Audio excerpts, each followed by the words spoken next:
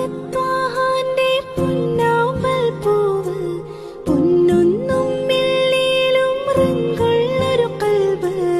അല്ലാന്റെ സ്വർഗത്തിലെ റാണിയാണിവര് ഫാത്തിമ സഹറ ബത്തൂലാണ് പേര് മുത്ത് വഫാത്തിന്റെ നേരത്താ തല വെച്ച് ഉമ്മത്തി എന്നോതി മോളെ കരയല്ലേ എന്നോതി പൂമാൻ റസൂലിന് സൗജത്താം ബീവി ഖദീജ ബീബി പെറ്റോരു